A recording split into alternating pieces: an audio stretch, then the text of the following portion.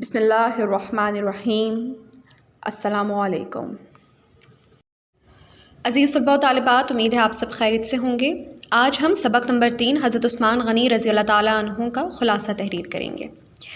آئیے خلاصہ پڑھتے ہیں۔ خلیفہ سوم حضرت عثمان بن عفان رضی اللہ تعالیٰ عنہ کا نام عثمان، کنیت ابو عبداللہ اور ابو عمر اور لقب ذوالنورین تھا۔ آپ رضی اللہ تعالیٰ عنہ مکہ کے قبیلے قریش کی شاخ بنو امیہ سے تعلق رکھتے تھے۔ حضرت عثمان غنی رضی اللہ تعالیٰ عنہ نے ابتدائی زمانے میں اسلام قبول کر لیا تھا۔ قبول اسلام کے بعد حضور نبی کریم صلی اللہ علیہ وآلہ وسلم کی صاحبزادی حضرت بی بی رقیہ سے آپ کا نکاح ہو گیا تھا۔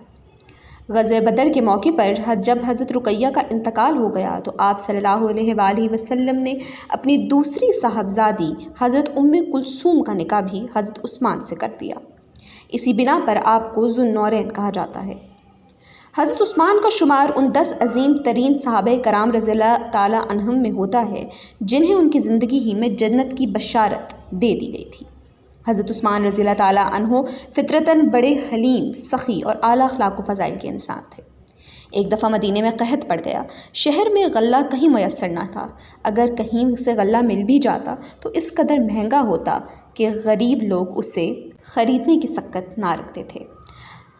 آپ رضی اللہ تعالیٰ عنہ نے اپنے تجارتی قافلے سے آیا ہوا سارا غلہ تاجروں کو دگنی قیمت پر فروخت کرنے کی بجائے اللہ کی راہ میں وقف کر دیا۔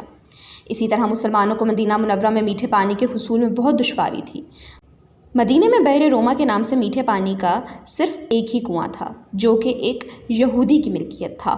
آپ رضی اللہ تعالیٰ عنہ نے اس کنویں کو یہودی سے خرید کر مسلمانوں کے لیے وقف کر دیا۔ حضرت عثمان غنی رضی اللہ تعالیٰ عنہ انسانوں کی بھلائی اور مسلمانوں کی بہبود کے لیے دل کھول کر مال و دولت خرچ کرتے تھے۔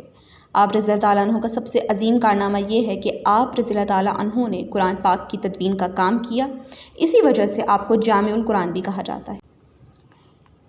عزیز طلباء و طالبات، یہ تھا ہمارے سبق نمبر 3 حضرت عثمان غنی رضی اللہ تعالیٰ عنہ کا خلاصہ۔